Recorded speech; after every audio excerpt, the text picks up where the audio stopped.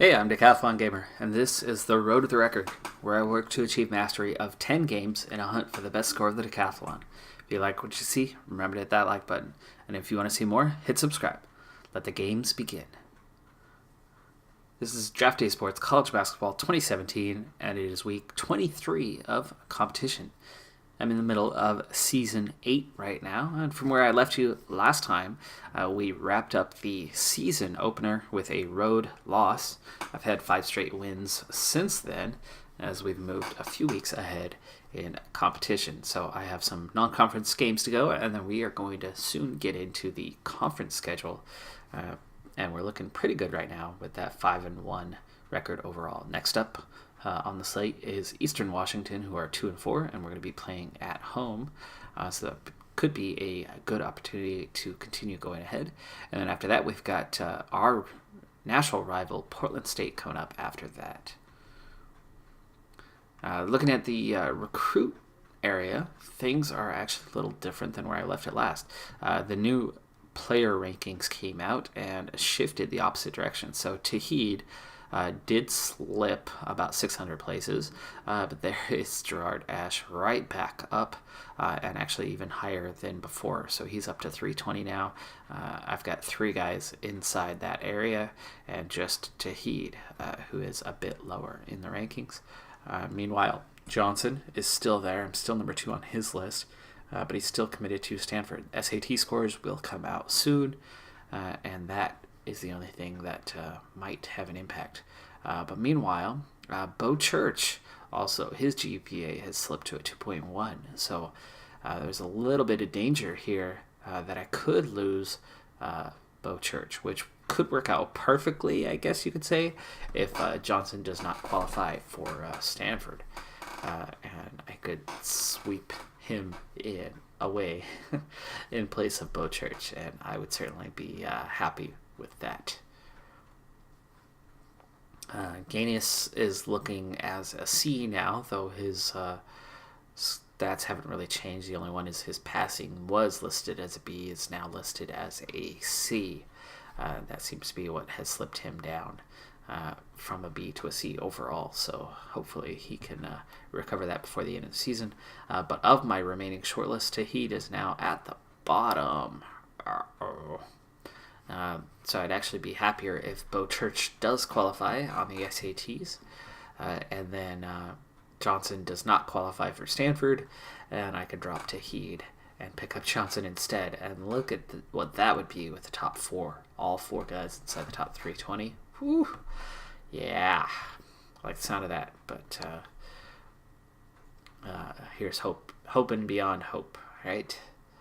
All right, let's go ahead and we're going to sim through the Eastern Washington game.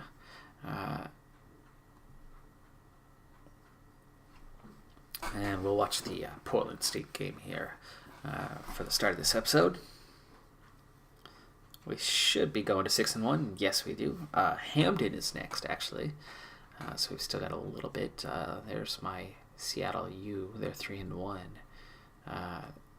They've only had a few games to this point, huh? We are up inside the top 150 on RPI now, after being outside the top 300 at the start after losing to Long Beach State.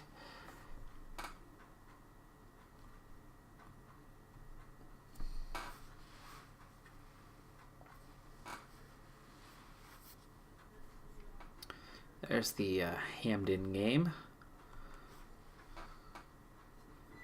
Again, I'm looking for the Portland State game. And we are at 7-1. There we go. Portland State next. 4 days from now. I'm not sure if I'm going to get that in this week. I don't know what day of the week are we on. It's Friday, December 9th. So the 13th, that'll be into next week. Yes.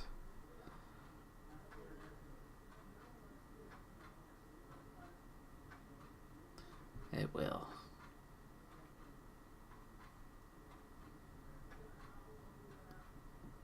You have new mail. And Vermont coming up. Conference G. That's a much higher division than we are in.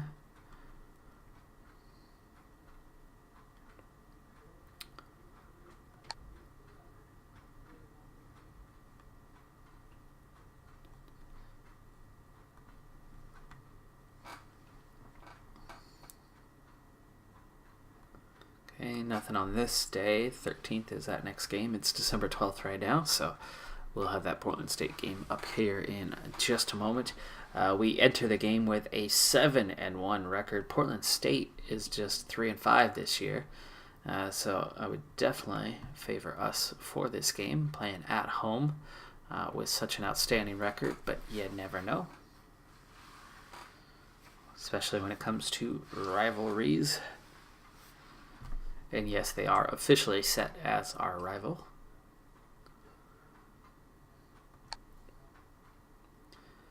Okay, nothing's changed in my lineup.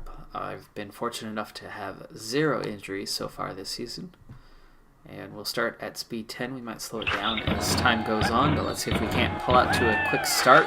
And we do. We have the first 10 points on the board, and we are quickly up 13-2. But Portland State did give themselves a little bit of a run going there to stay within, or to get it within 10 points. But we are coming out pretty strong here. We've got a slight edge on rebounds, slight edge on turnovers. So where is it that we're so far ahead? I don't know. The stats are actually pretty balanced, and we're not shooting well beyond the arc. We are 1 for 7 beyond the arc here early in this game. But we are shooting 50% from the field, and that seems to be that and a slight edge on rebounds seems to be what's got us up by 12 approaching halftime.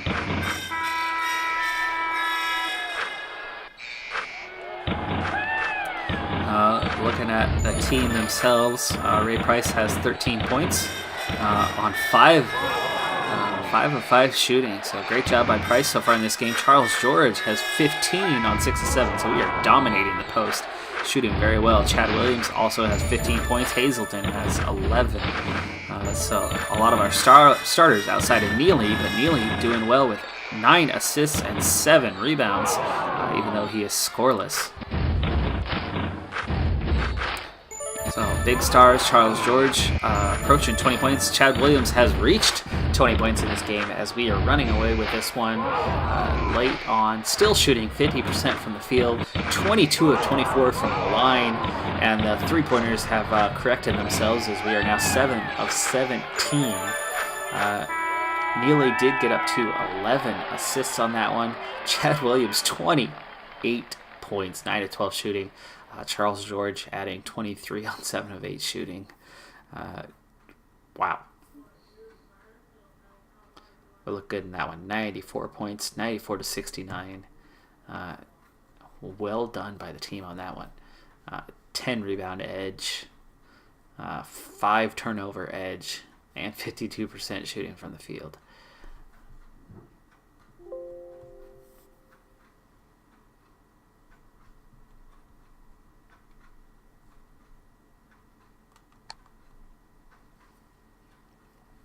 All right, that puts us to 8-1 on the season. We are getting closer to the conference schedule and looking to be in very good form heading into that conference schedule. We're at home for Vermont next here a few days from now. And you got to say we're favorites for that as they are just 3-6 on the season.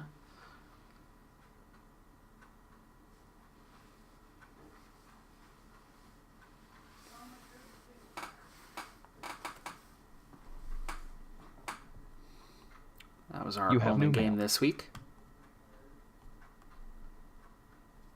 RPI inside the top 100 now at 86.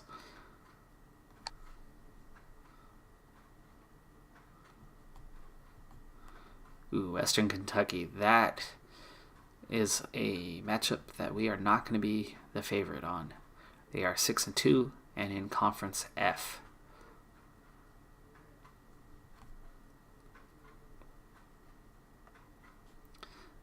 Take a look at recruits again. It's been a while. It is an evaluation period. Again, Johnson leading the way. I haven't even hosted him. Okay. I'm going to host Johnson.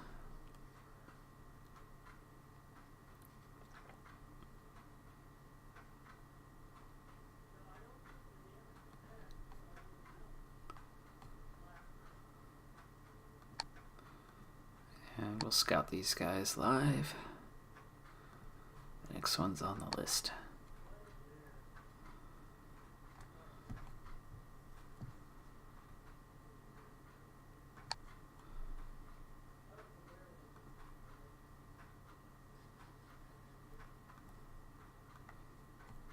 I want to see that Western Kentucky game, not the Vermont one.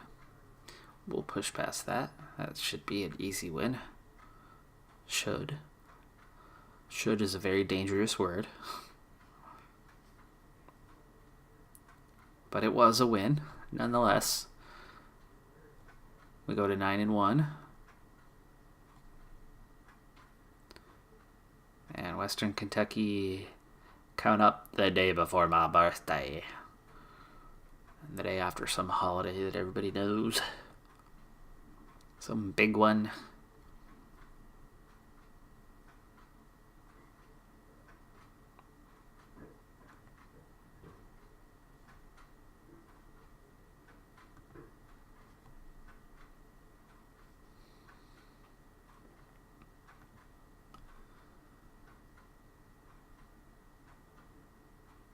Oh, that's the end of the week. It'll You be have next new week. mail. We're going to go ahead and watch that game. It's a home game there with Western Kentucky, and that could be You have new a mail. You have new big mail. statement for the team if we are able to pull off. You got to say it's an upset. Yes, we're 9-1 and they're 8-2, and we're at home, but they're in Conference F and 8-2. Could we beat a Conference F team? I think we could. I think we could beat a under 500 team at home from Conference F, or a well below 500 team. I think it's tall order to beat an 8-2 team that's that high up. Okay, there's a bunch of mail, so let's see what we have. Jeff Johnson, cool visit. Wonder if there's any chance that we've moved ahead on his list. Nope. Number 2.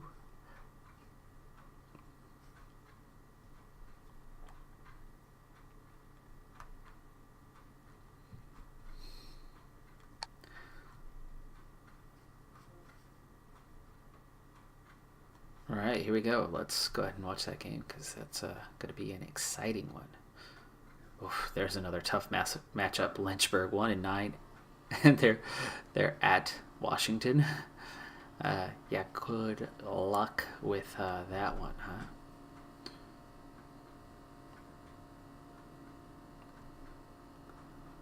Kind of excited for this. You know, if we can win this game, that really, really shows the progress that the team has made. RPI is 90 right now.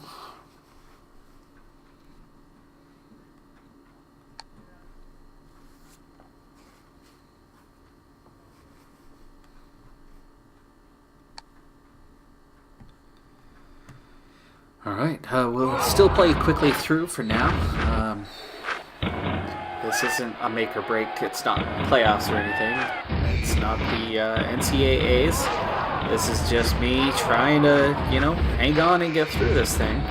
And we're close here early on. That was a 1-point game a moment ago.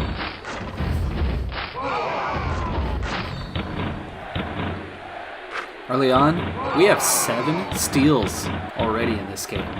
We have forced 10 turnovers and given up 5, but we are way behind on rebounds. We are shooting a lot better than they are, and we have a lead at this point.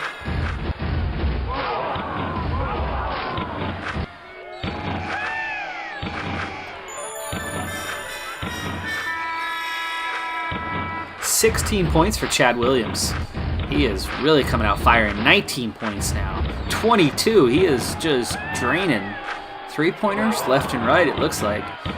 We are 7-17 from beyond the arc. And we've got a huge lead at this point in the second half. This is awesome. They are going on a bit of a run, though. But you got to figure with a 17-point lead and only 10 minutes to play, we've got to be able to hang on to this one. We're up over 20 now. Hazelton's added 11 points.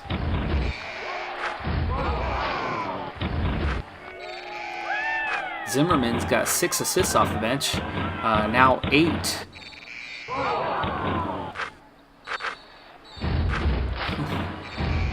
at this. We got this game comfortably.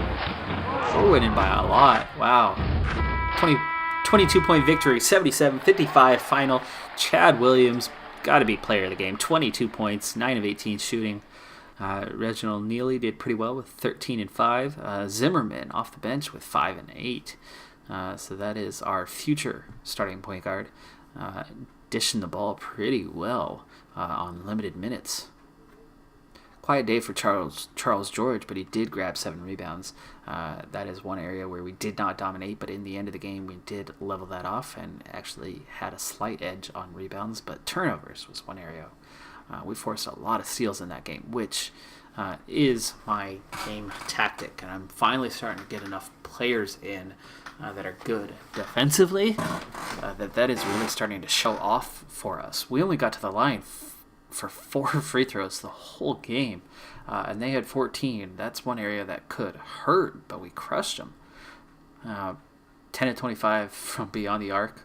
Well, they were 4 of 22, and they only shot 33% from the field.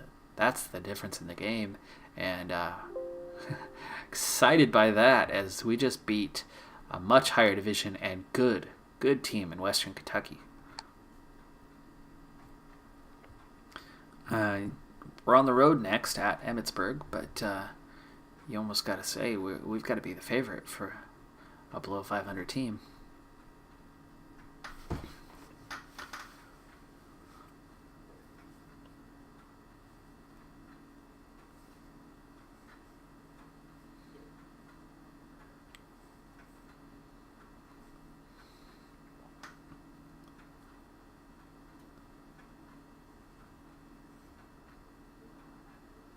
And we head through New Year's Eve into New Year's Day. You have new mail.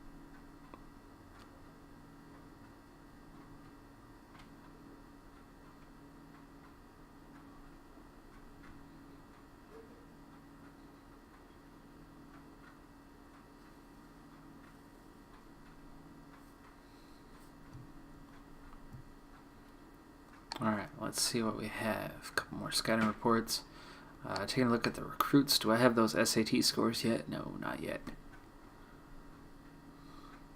Church, though. That's definitely a worry, and I should not give up on these other guys. McNeish might be the next best thing, but Brown's quite a bit higher. But I'd really need to compare these guys kind of head-to-head to see where they're at. So with that, let's scout these guys live again. And make sure I also watch some film on these guys.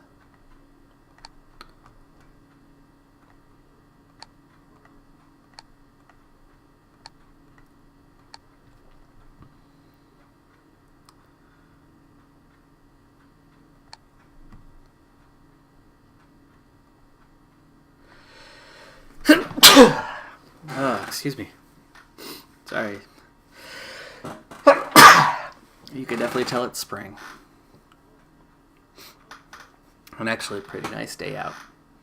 Oh, there we go. Second loss of the season, and that was our first conference game on the schedule. And we start off the conference schedule 0-1 after 10-1 non-conference schedule. And the funny thing was I started the non-conference schedule with a loss as well. Next up is Brooklyn Heights, 2-10. You can definitely guarantee that that's going to be a win. But this could be dangerous.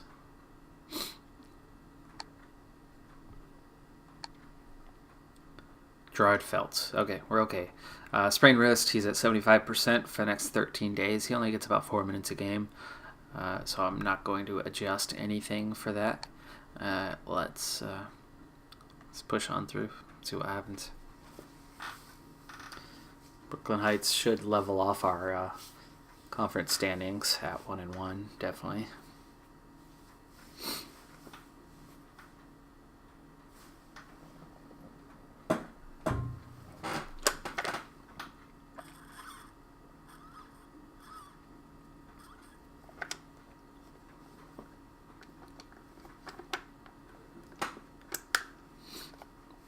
we go. 11-2. Next up, North Baltimore on the road, and they are 9-4. That's going to be a tough game to win. Pretty good team on the road.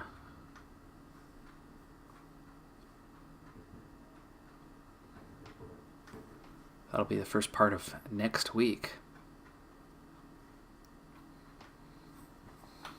You have new mail. You have new mail. Despite that loss, our RPI holds at 71 in the nation. This is definitely one of the highest it's ever been anyway, if not the highest. But we're going to get into some tough road games here at some point. Lynchburg, that's definitely one that favors us, but Bowie Creek, they're a 500 team.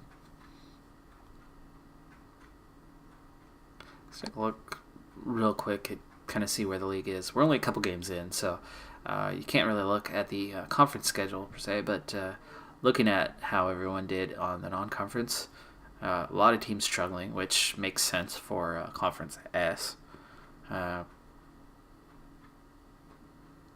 North Baltimore really is the only other team besides myself that had a really good non-conference schedule.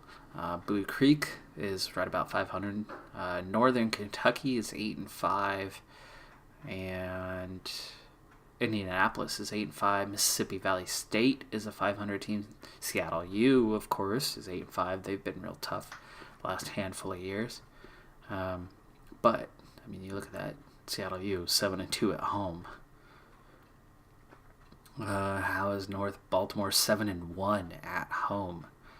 Looking at the RPI, Indianapolis is 84th, so they're right up there with us.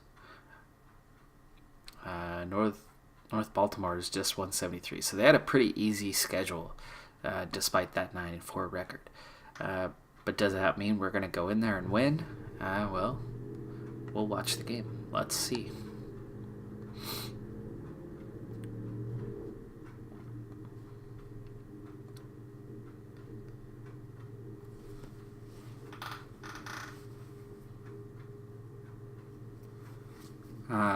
Looking at teams... Oh, not enough time. Well, we'll take a look at some of those stats next time.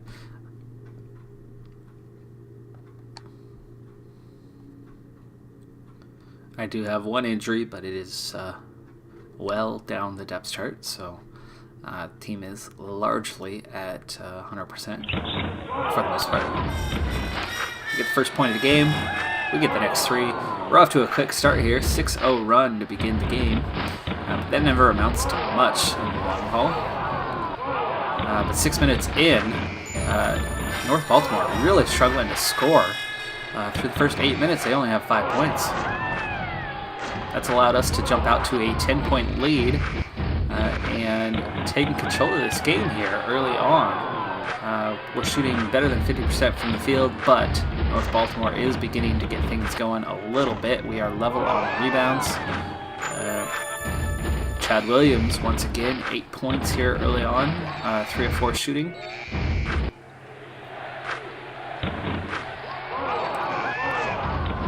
Gotta say, Chad Williams has done a really, really good job in that small forward position. He's been playing out of position all year.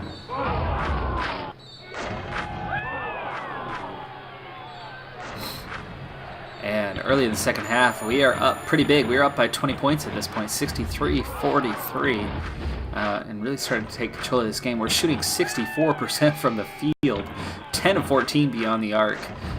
Just crazy, crazy shooting by the team. And with this, you got to figure if we're able to go on the road at a team like North Baltimore, who's kind of right there at the top of the conference, there's a good chance that I could be. Oh, they are back in this game, though. Timeout, timeout, timeout. What happened? We had a massive lead. Use our final timeout in the final seconds. Boy, did they make a game out of it. Okay, so much for dominating things. We did not dominate in the end. They went on an incredible run at the end of that game to close that gap. real quick, but we hung on. I used all my timeouts there in the last few minutes. It's about the only impact that I have on the game itself, as everything else is all about tactics, rotations, and recruiting.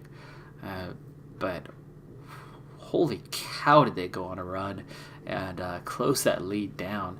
Outside of Charles George, strong double-digit performance from all my other starters. 24 for Williams, 8 assists for Reginald Neely today, and 4 turnovers for each of these guys, but 10 to 12 shooting for Williams, so great job. Once again, player of the game, so he's really helped us grab a lot of wins this year.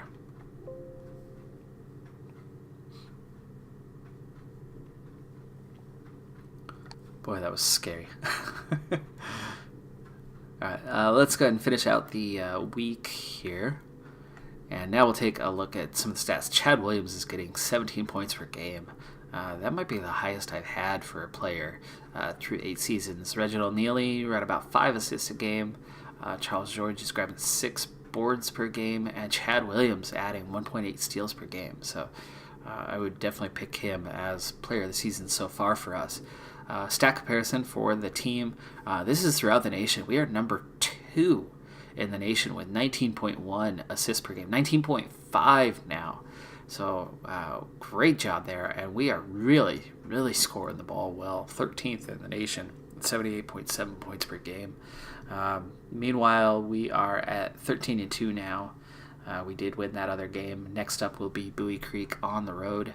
We're not doing fantastic when it comes to rebounds, but when you're scoring so well, you're not going to get a lot, especially offensive rebounds anyway. You have new mail.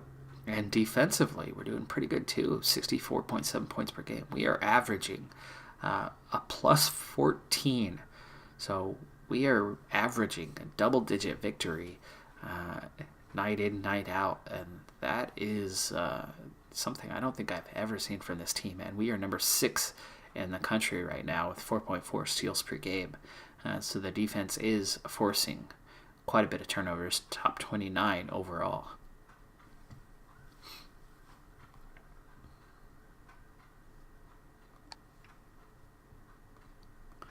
All right, it is January 15th. Are we maybe 2 weeks away from the SAT scores, I think?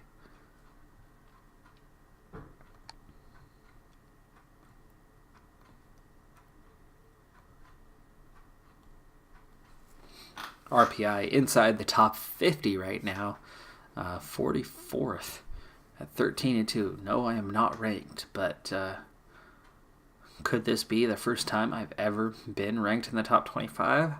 I don't think I'm there just yet, especially all the way down in Conference S.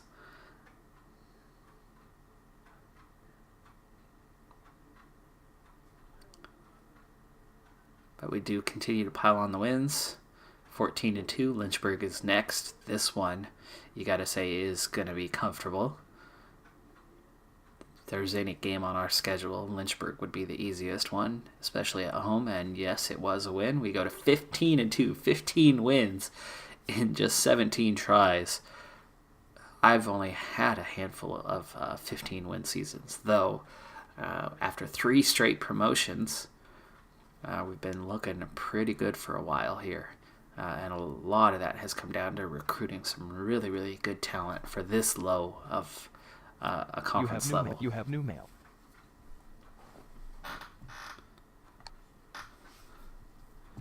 Ooh, here we go. Seattle U coming up.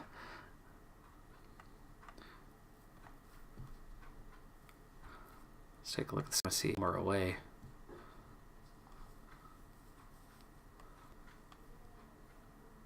It's at home. Could we finally get a win against Seattle U? That's going to be a big game for me.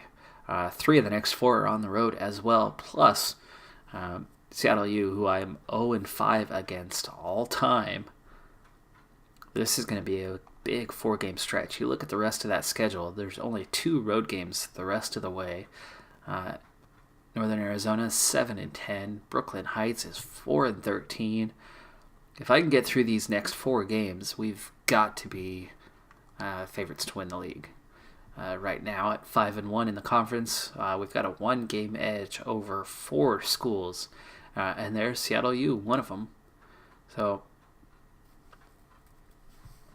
this is what it's largely going to come down to, really, is the next 4 games will make or break the season. And I think we might be wrapping up with these 4 games for this episode as well. So let's kind of go one by one on these.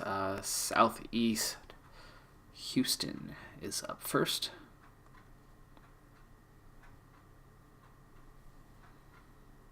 On the road, they're only 4-13, but any team can lose on the road, really.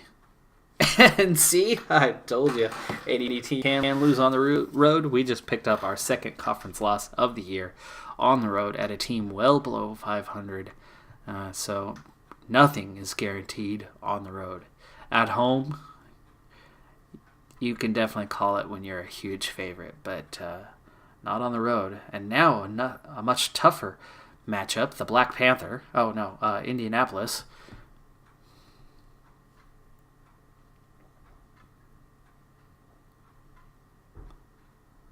They are 11-7. Can we bounce back? We'll soon find out.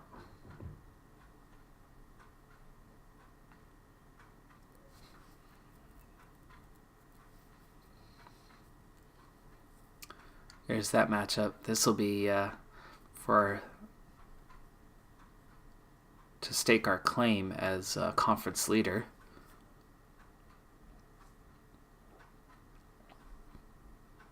Okay, we do bounce back with the win. We are 16-3 now, 6-2 in conference. And let's see how the standings look, as next up will be Seattle.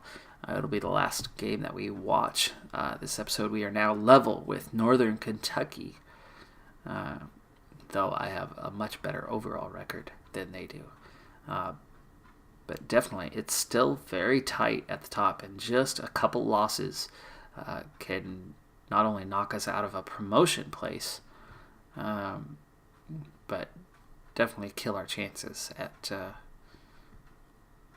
winning the title this season. Like I said, this 4-game stretch is probably the toughest of the season, and we are 1-1 through the first 2 games.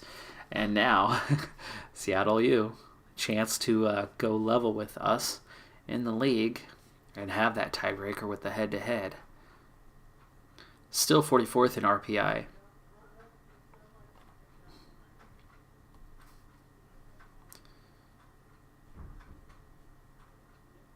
And it's January 27th. No SATs yet.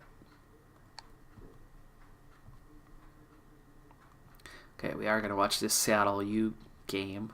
And I'll sim that last road game, and that'll probably be the end of the episode. So we're going to get a couple more games in, and then we'll get to the conference tournament in the next episode. And so it'll be a little bit of a different look on that next episode as we get conference tournament, possible postseason tournaments coming after that. And then we'll get into an off-season special kind of mixed in with whatever time is left there as we look into who's going to be graduating and moving on and needing to be replaced.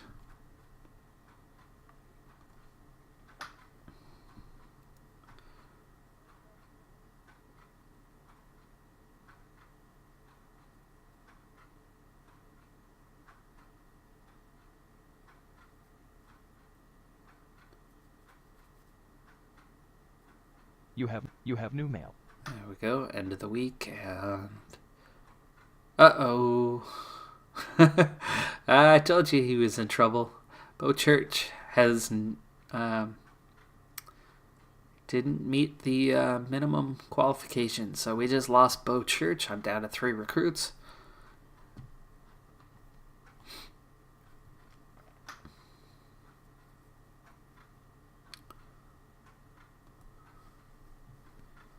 Top 30 for the Norton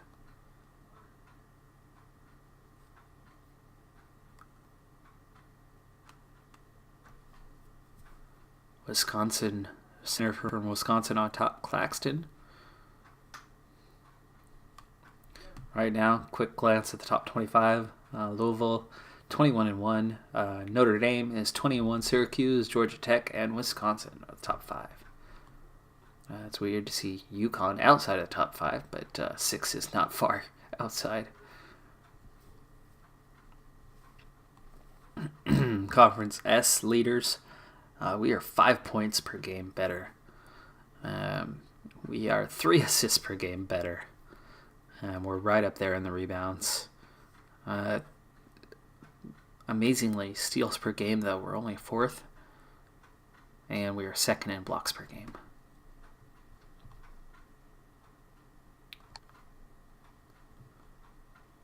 Okay, so here's the big ticket. We just lost Church with his SAT score 860. He's well short. I think my school requirement is 960. Johnson's got a 1090 SAT score. Did that qualify him for Stanford? Let's see. This is my hope. No, he's still committed to Stanford. So he did not become available, which was what I was hoping for. And here's what I have left. Brown, Greer, McNeish, Erskine, all Archie, all wing players. So I have no centers left. Look at these guys head to head and then pick one and go with it. Ranking wise, Brown's the favorite. Greer is right there with him. And all of these guys do qualify. No JC transfers or anything like that. A couple of them not hugely favorable at this point either. But let's look. Shooting guards. Gonna definitely want someone who can shoot the ball if they're gonna play that position, and one more small forward. But I still have Ash coming in, but I am short on small forwards.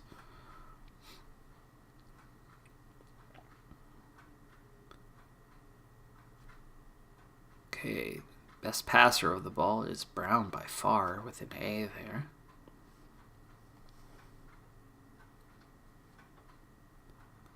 Ball handler. Look at that. Erskine, BBB. Scoring, passing, and handling. He's definitely got the edge on that one. Inside shooting, it goes to McNeish, the only small forward in the bunch. Outside shooting, he's the only one who's not an A in that category, but he's still good. Free throws. Okay, defense. Here's a big one. Okay. If you look at D, Brown and Archie would probably be out. And speaking of Archie, he's kind of the lowest in a number of categories. So Archie, I think I can rule out Archie now. Brown, he's the weakest scorer as well. Erskine, meanwhile, all those B's that he has, and the athleticism. Now, I'm not worried about rebounding for a shooting guard or blocking. In terms of steals, Archie's the only one who's going to provide a lot. But look at Erskine. All of those B's, plus the outside shooting, plus the defense, plus the athleticism.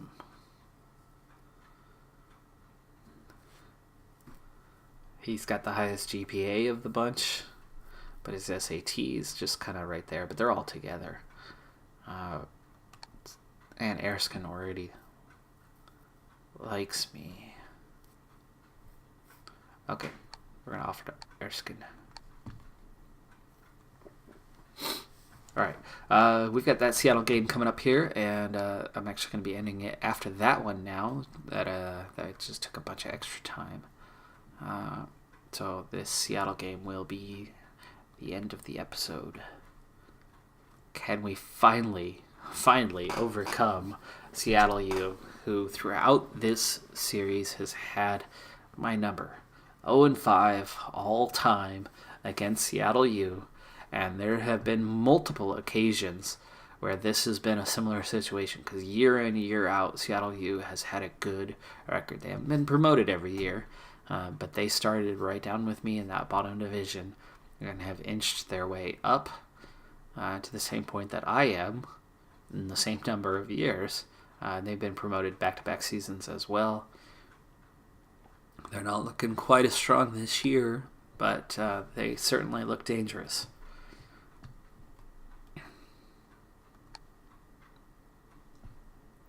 All right, here we go. We get the scoring started. First bucket right at the beginning, but Seattle U comes out strong too. We got a tight game through the first few minutes, back and forth on the lead already. And there you go, Seattle U already. 8 straight points for them, and they get quite a run going already, and they're up 10. I've already had to burn a 30-second timeout just to try to get this thing going again. And there you go, Seattle U doing what they always do to me, going on massive runs. They're shooting 10 of 16 from the field already. And they're up 11.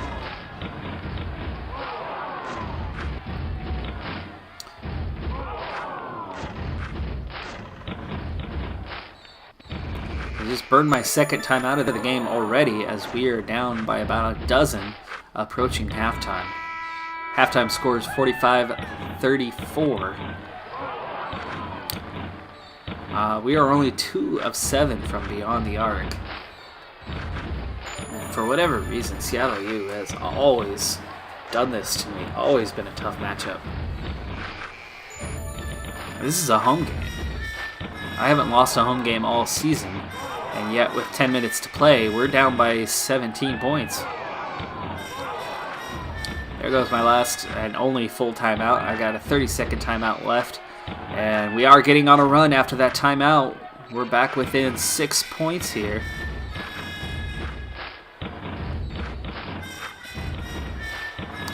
Let's use that final timeout. There it is. I'm out of timeouts. There's nothing else I can do in this game to get back into it. Time's about to run out, and we closed the lead down. We got within 4, but it wasn't enough. 0-6 all time versus Seattle U. Wow. Ray Price led the way this time with 20 points. Chad Williams, for the first time in all the games that I've watched, really struggled. 4 of 15 from the field, just 13 points. Teddy Hazelton only added 8 himself. Reginald Neely had just 3 points in that game on 1 of 7 shooting. And Charles George never even made a bucket. His only point from the stripe. Wow. So it continues. The streak continues. Seattle U hangs on. We tried really hard to come back there in the second half. Lead changes were all early in the game. They led throughout after those early lead changes.